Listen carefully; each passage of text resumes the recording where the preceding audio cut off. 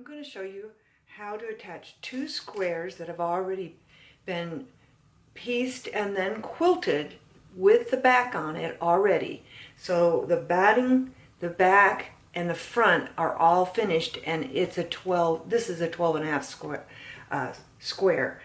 And I want to be able to put this together without a bulky seam. And so I have a 2-inch strip, the same length as my piece, and I have a 3-inch strip, the same length as my piece. I'm going to put those between, actually on the outside, the quilt square is in between. I'm matching the back and the front, and I'm going to stitch. Now this is the most critical part of this.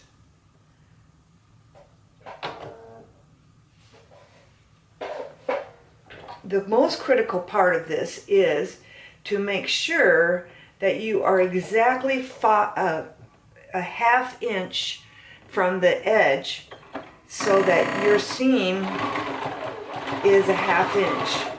So I'm going to just move this just a little longer, stitch, and I am using this quilt bar right here. If you can see it, let's see if you can get in just a little bit. You see the little tongue there? This bar has been attached. You can see it's attached to my walking foot, and I am going to be very, very careful about making sure all the layers are right on the edge of each other. And the ends you can always come in and trim, but it's real hard to trim this other. Okay, so now I'm going to go and press this, and then once I press this, I'm going to attach the next piece. Now, the next piece, I'm going to back up here. Oops.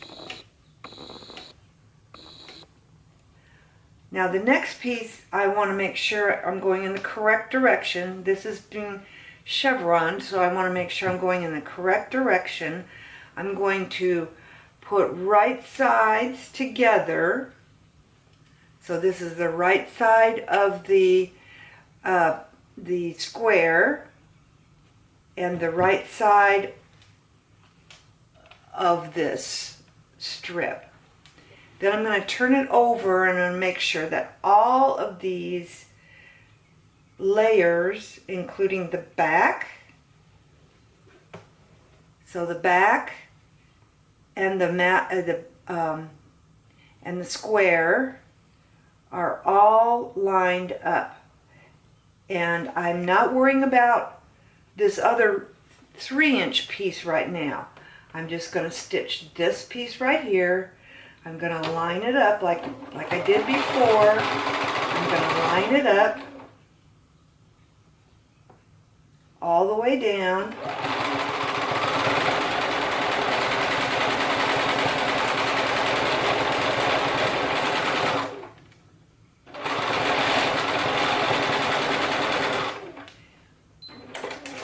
And now I have these two together. Now we're going to go over and look and press this, and I'll show you how the back goes together. So one of the main things is pressing this, and if you'll notice, these are matching right down the center, but I'm going to pull on the fabric this direction so that, or either side, I've got my right hand on this and my left hand on this, just to give myself some tightness when I'm pressing this, so that I know that that is going to be not have a little fold in it. So that's number one important pressing.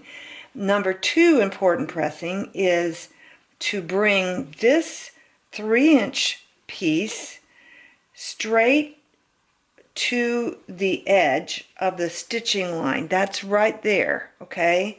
That's the stitching line. And that way you know that you're going to catch it because it's wide enough. Also gives just a little bit more stability. And then I'm going to fold this over and I'm going to come this direction so that I make sure that that seam is working, is for me, the seam where it's turning. So now I'm going to go to the sewing machine and I'm going to stitch in the ditch right down on the edge of that seam right there. So I'm going to attach all of the blocks for this row. And so I'm going to do the same thing I just did. I'm going to take my layers.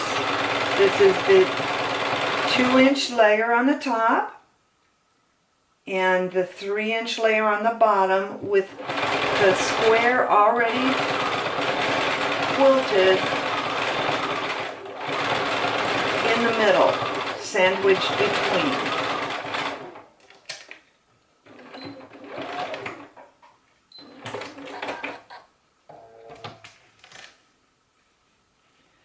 There's the next. Oh, now I'm on my third to add. So I'm building the line here. And you just really need to make sure that you're on that 1/2 inch width. It's really important.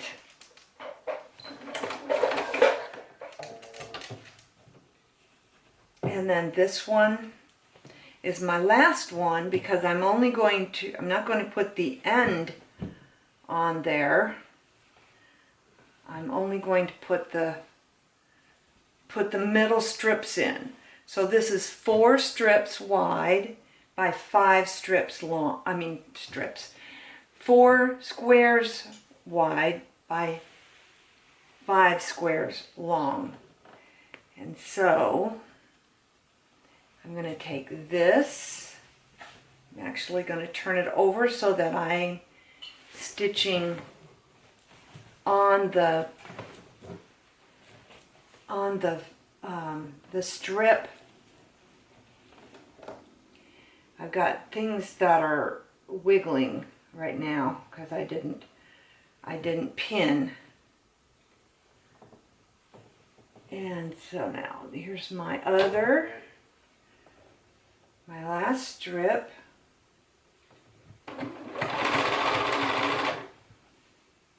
Making sure nobody is off underneath.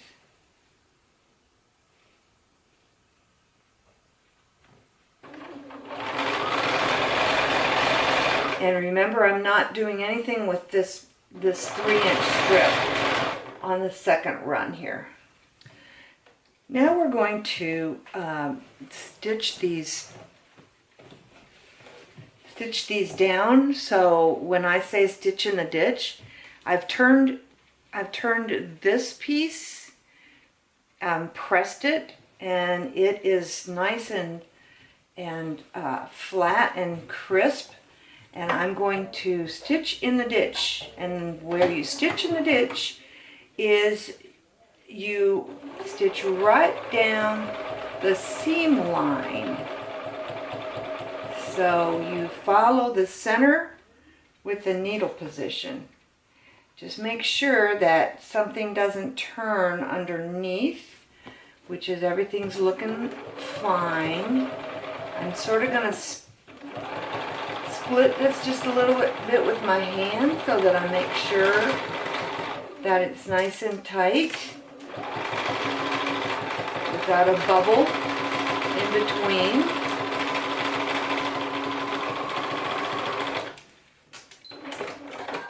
Okay, so I'm going to do all 3 of those that same way, and I'm going to roll this up so I can get closer to the edge and make sure that this is turned where it's supposed to.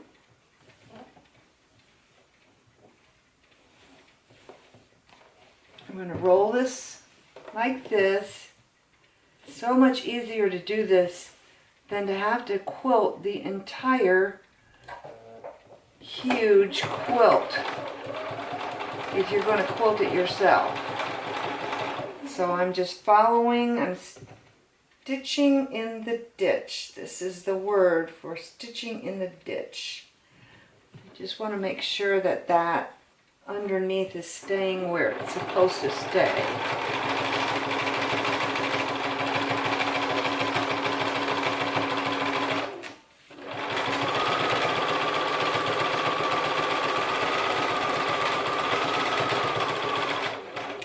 Okay, so that's 2.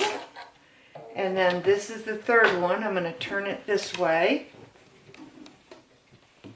And I'm going to again make sure that this piece is flat. This time I'm on this side because that's the side that needs to be caught.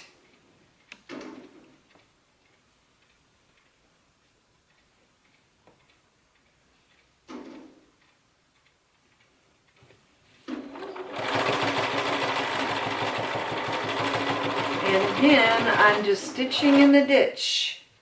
If you follow that line with the center of your foot, you've got a little mark right in the middle of your foot usually. And depends on the foot, I guess, but it will help you keep your eye in the right spot. So now I have all of these 4 attached.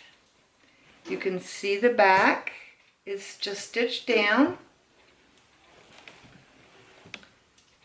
And they're all good. And I have all 4 of these straight in a line. Now I'm going to take the rotary cutter and just even up the edges on the top and bottom. Now that I have all of these together, each one of these 4 strips together, I'm going to show you how I put this, joined them, and it's the same exact way that I joined the other one, going this way, each individual one. So now you have to remember that the very ends, front, top and bottom and sides, are not going to be done. So remember that you don't do every single one edge. And so now I'm going to make a decision about which line comes next. The next step is to put the panels that you put together with each other. And so the best thing is to put your strip on a single panel.